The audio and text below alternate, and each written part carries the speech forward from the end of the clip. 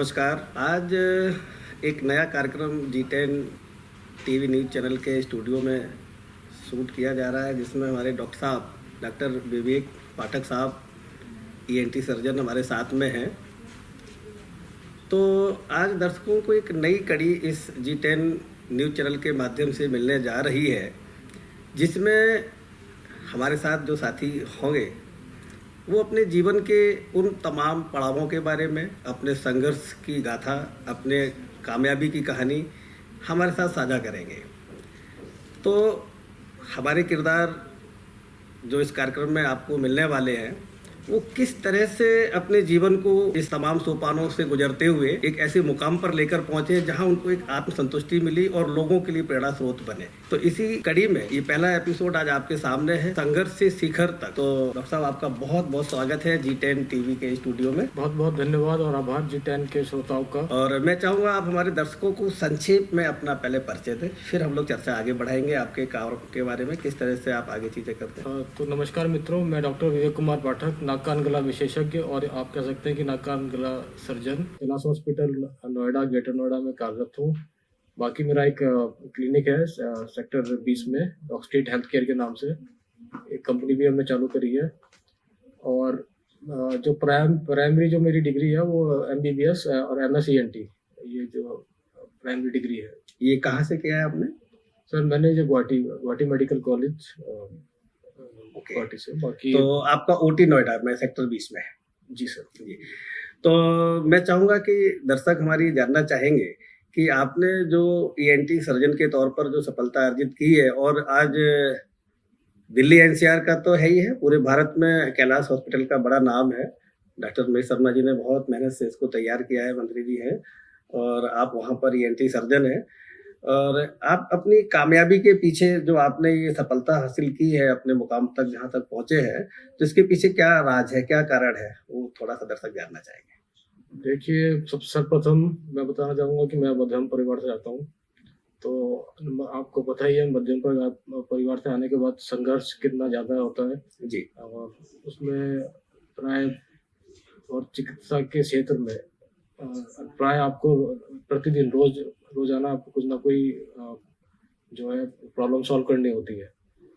जो रोगी हमारे पास आता है वो रोग लेके आता है, आपको उसका निदान करना होता है। आप कैसे वो निदान करेंगे, ये आपको अपनी बुद्धिमत्ता, आपने जो पढ़ाई करी है या जो भी आपने अब तक अनुभव प्राप्त करा है, उसके द्वारा आपको रोगी की आपको जो उसका निदान करना है। तो उसका जो प्रारंभ जो मेरा हुआ, वो आपकी प्रारंभिक शिक्षा दीक्षा मैं थोड़ा सा आपके व्यक्तिगत चीजों में थोड़ा सा झांकना चाह रहा था। दर्शक भी जानना चाहेंगे कि आप किस पृष्ठभूमि से आते हैं, थोड़ा सा जानकारी दें। जी। तो मेरी प्रारंभिक शिक्षा है वो हरिद्वार में हुई है सर। जी। तो केंद्रीय विद्यालय हरिद्वार में मेरी प्रारंभिक शिक्षा हुई है 12वीं तक। उसके बाद फिर MBBS का दाखिला ऑल इंडिया के थ्रू हुआ था। उसके बाद MBBS का 4.5 साल की जो पढ़ाई है वो करी, फिर 1 साल इंटर्नशिप, और फिर उसके बाद MSENT ऑल इंडिया के थ्रू। जी, ये तो आपकी शिक्षा दीक्षा की यात्रा रही। और कितना साल हो गया आपको इस तरह से वर्किंग? देखिए, MS करने के बाद में 12 साल इस क्षेत्र में अभी हो गया है। जी। अच्छा, मैं आपसे ये जानना चाह रहा था दर्शकों की तरफ से, और उन जिज्ञासु जो हमारे दर्शक हैं उनकी तरफ से भी ये सवाल हो सकता है कि बचपन के बारे में थोड़ा सा आप अपने बताएं कि किस माहौल में आप पले बड़े, आपके माता पिता क्या करते थे, और परिवार में कौन कौन है, और इस सफलता को हासिल करने में, प्राप्त करने में जो आपने पढ़ाई की मन लगाकर और आपका सिलेक्शन हुआ और आपने MBBS किया, MS किया, तो थोड़ा सा उस माहौल के बारे में। तो सबसे पहले तो मैं अपने माता पिता का बहुत आभारी हूँ कि उन्होंने बहुत संघर्ष के द्वारा जो है हमको पढ़ाया लिखाया। अभी हैं पिताजी आपके? हाँ, क्या करते हैं? अब तो रिटायर है, वो अपना आराम सेवानिवृत्त जीवन व्यतीत कर रहे हैं। ओके। और सामाजिक सेवा में ज़्यादा रहते हैं वो। जी जी। तो पिताजी जो है वो टिपिकली उसमें BHEL उसमें थे, भारत हैवी इलेक्ट्रिकल लिमिटेड में थे। ओके। और माता जी जो है वो संस्कृत की टीचर थी। अच्छा, आप ये बताइए, आपने डॉक्टर बनना ही क्यों चुना? आप और भी बहुत सारे ऑप्शंस थे, कुछ भी बन सकता था कोई व्यक्ति, लेकिन आपके मन में ये कहाँ से आया कि मुझे डॉक्टर बनना है, और वो भी ईएनटी का? भाई ये तो बहुत स्पेशल है, ईएनटी तो बहुत सेंसिटिव। जी जी, बहुत बहुत ही बढ़िया क्वेश्चन पूछा आपने। तो सबसे पहले डॉक्टर क्यों बनना चुना, तो सेवा भाव इसके अंदर सबसे इम्पोर्टेंट है। अगर आप कोई भी डॉक्टर, चिकित्सक में अगर सेवा भाव है, तभी अब जो पेशेंट का ट्रस्ट डॉक्टर के ऊपर होता है। ये जो व्यवसाय है, ये ट्रस्ट के ऊपर है, बिल्कुल। विश्वास के ऊपर है। अगर पेशेंट आपके पास में आ रहा है तो उसको आपके ऊपर विश्वास है कि आप उसका रोग ठीक करेंगे, तो इसमें एक सेवा भाव है, तो सबसे इम्पोर्टेंट। उसमें भी स्पेसिफिक आप ईएनटी के हैं, मतलब अगर कान किसी का खराब हुआ सारे जीवन सुनेगा कैसे? ये भी बहुत अच्छा है। तो इसके लिए गला खराब हो गया तो फिर बोलेगा कैसे? तो मैं ये देखता था कि छोटे बच्चे, जो सपोज कि कोई बच्चा जन्मजात बहरा है, उसको अगर आप सुनने की क्षमता दे पाए, नंबर 1। नंबर 2, अगर कोई वृद्धावस्था में है, उसको आप सुनने की क्षमता दे पाए, है ना, तो ये एक बहुत बड़ी बात होगी। तो और नंबर 2, नाक कान गले की सर्जरियाँ, ऐसे अब मैं बता दूँ आपको, काफ़ी जटिल होती हैं, और इनको करना भी एक तरह से एक बहुत कंसंट्रेशन की जरूरत है। तो इसके लिए तो कहीं ना कहीं आप मेडिटेशन से भी जुड़े रहे होंगे। बिल्कुल सर, बिल्कुल। मेडिटेशन बहुत ज़रूरी है किसी भी सर्जिकल ब्रांच के लिए, जिसमें कि आपको बहुत ज़्यादा कंसंट्रेशन करना हो।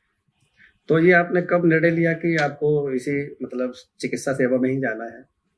ये तो 12वीं के बाद ही, आप बोले 10वीं के बाद ही मैंने डिसाइड कर लिया था कि मेरे को चिकित्सा विभाग में ही जाना है।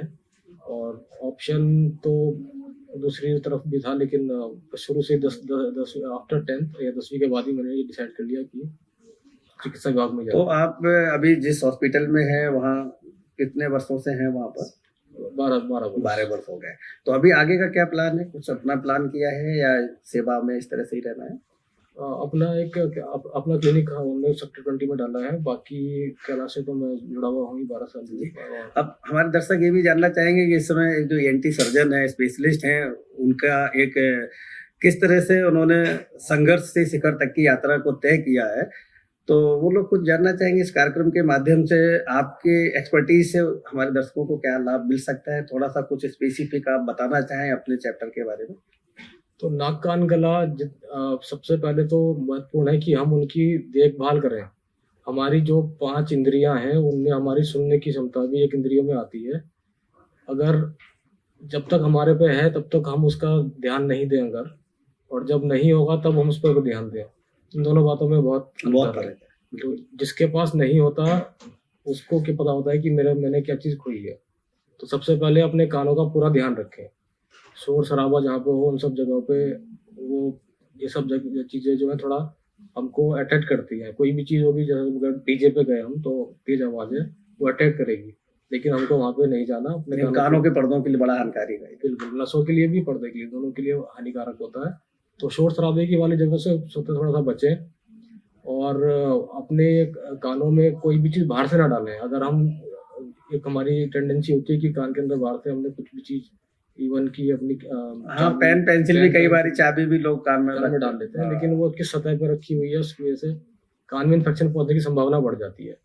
नंबर 2, मैं बोलूँगा कि बच्चों के अंदर हम कुछ, अगर जन्मजात बहरापन है, तो हम उसको अर्ली स्टेज में अगर डायग्नोस कर लें हम उसको, और अर्ली स्टेज में अगर बच्चे को हम सुनने की क्षमता दे पाए, तो समाज के ऊपर इसका बहुत अच्छा फर्क पड़ता है। क्योंकि आप ये कहना चाह रहे हैं जो जन्मजात बच्चा बहरा है वो भी मतलब कान उसको मिल सकते हैं? बिल्कुल मिल सकता है। आज की डेट में कॉक्लियर इम्प्लांट सर्जरी होती है। अगर हम उसको बहुत अर्ली डायग्नोस कर लें, तो एक ऑपरेशन के द्वारा उसको हम एक नया कान दे सकते हैं, हम ये बोल सकते हैं।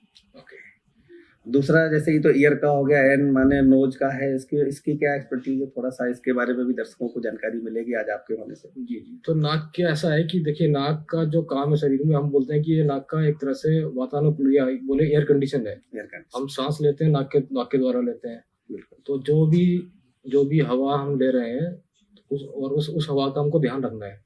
अगर हम ऐसी जगह पे जहाँ पे बहुत ज़्यादा वायु प्रदूषण है, तो नाक के ऊपर हम थोड़ा मास्क ढक लें नाक को, मतलब ताकि जो एयर जाए वो फिल्टर होके जाए नाक के अंदर। आजकल तो इस पर बहुत ज़्यादा, जो कोरोना काल अभी जस्ट देखिए ना, अभी भी रनिंग कंडीशन में है, तो इसमें तो इस समय बहुत ज़्यादा सेंसिटिव पार्ट है, इसको किस तरीके से क्या और प्रिकॉशन करनी चाहिए आपकी तरफ से, कोई अगर एक्सपर्ट एडवाइस हो तो बताएं। जी, ये पहले भी मैंने कार्यक्रम में बताया आपको, बाकी मैं फिर दोबारा ये रिपीट कर देता हूँ कि मास्क जो है वो सिर्फ और सिर्फ कोरोना से ही प्रिवेंट नहीं करता, ये और भी रेस्पिरेटरी डिसीज जो होती हैं जैसे टीबी हो गया, दमा हो गया, इनसे भी आपकी बचाव करता है, क्योंकि मास्क एक तरह का फिल्टर है, वो जो हम एयर लेते हैं उसको फिल्टर कर देता है वो, है ना।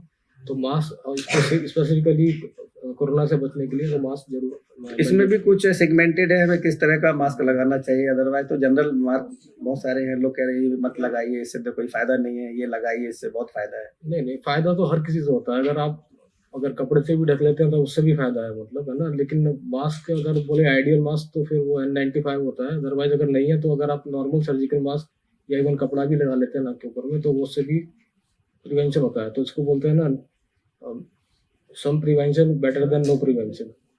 तीसरा पार्ट थ्रोट के ऊपर कुछ डिस्कस करना चाहेंगे। हाँ जी, तो थ्रोट के बारे में बताना चाहूँगा कि हम कुछ ऐसी आदतें होती हैं जैसे कि तंबाकू का सेवन हो गया या जो बीड़ी सिगरेट ये सब का सेवन करते हैं लंबे टाइम तक, तो उनको स्पेसिफिकली थोड़ा ध्यान रखना पड़ता है अपना, है ना, कि वही रेगुलर चेकअप कराते रहे।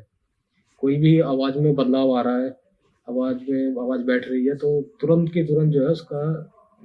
इसमें एक वोकल कार्ड बहुत स्पेशल होती है, अगर वो गड़बड़ होगी तो आवाज़ चली जाती है। हमारे एक दो साथी हैं जिन्हें मैं जानता हूँ, उनकी वोकल कार्ड निकाल दी गई है तो वो बोल नहीं सकते। आपने बहुत ही बढ़िया बात बोली, उसी बात में मैं आ रहा था, तो इस विषय पर मैं चाह रहा था चर्चा। तो वोकल कॉर्ड अगेन मैंने आपको ये बोला कि इंद्रियां बहुत जरूरी है, अगर आप जब तक वो हम यूज कर पा रहे हैं तब तो हमको लगता है कि भाई ये हमारे पे है, जब वो नहीं है तो हमको उसकी अहमियत मालूम चलती है। बिल्कुल। अगर हम बोल नहीं पाएंगे तो ऑब्वियसली बात है कि हम कम्युनिकेट नहीं कर पाएंगे, जिससे कि आदमी के ऊपर बहुत साइकोलॉजिकल इफेक्ट पड़ता है। तो पहले से ही हम अपनी आदतें ऐसी डालें कि हमको उस अवस्था में जाना ना पड़े। तो उसके लिए हमको समाज में क्या संदेश देना है, ये देना है कि भाई तंबाकू का सेवन ना करें, अगर कर रहा है अब तो उसको छोड़ दें, तत्काल प्रभाव से उसको छोड़ा जाए, ताकि उसका, हम जानते हैं कि जो टोबैको जो तंबाकू होता है उसका कंपाउंड होता है निकोटीन, क्योंकि एक नॉन रिस्क फैक्टर है कार्सिनोजेनेसिस के लिए, कैंसर के साथ साथ थ्रोट को भी खराब करता है। जी बिल्कुल। और स्पेसिफिकली तंबाकू तो खास करके। डॉक्टर साहब, कैलाश हॉस्पिटल के अलावा भी कहीं आप प्रैक्टिस करते हैं? सर मेरा क्लिनिक है, मैं सेक्टर 20 में है। दर्शकों, इस समय जो आप स्क्रीन पर नंबर देख रहे हैं, जो भी कॉन्टैक्ट डिटेल्स हैं आप इनको नोट कर लीजिएगा। और डॉक्टर साहब से जो चर्चा ये चल रही है, चूँकि घड़ी की सुइयां इशारा कर रही हैं विदा लेने का, तो चूँकि अब हम विदा लेंगे और आप इस नंबर को नोट कर लीजिए और डॉक्टर साहब से जब मिलना चाहें आप उनसे अपॉइंटमेंट लीजिए, मिलिए और अपने नाक कान गला एकदम ठीक रखिए। और इसके लिए जो भी टिप्स चाहिए डॉक्टर साहब उपलब्ध होंगे, नंबर नोट कर लीजिए। डॉक्टर साहब, कुछ और आप संदेश अगर देना चाहें, चूँकि घड़ी की सुइयां इशारा कर रही हैं विदा लेने के लिए, तो दर्शकों के लिए कोई आपका संदेश जाते जाते? तो संक्षिप्त एक श्लोक के साथ मैं जरा ये संदेश देना चाहूंगा। कुछ आप कहना चाहें? बिल्कुल। सर्वे भवन्तु सुखिनः, सर्वे सन्तु निरामया, सर्वे भद्राणि पश्यन्तु मा कश्चित् भाग् भवेत्। तो कोई भी आपको तकलीफ हो नाक कान गला संबंधित, आप तुरंत उसका निदान लें, उसका उपचार कराएं, सही समय पर आप उसकी राय लें, एक्सपर्ट से राय लें। धन्यवाद। नमस्कार, कल फिर मिलेंगे इसी समय इसी चैनल पर। G10 न्यूज देखते रहिए और डॉक्टर साहब की एक्सपर्ट एडवाइस को मानिए और अपने ENT को फिट रखिए। नमस्कार।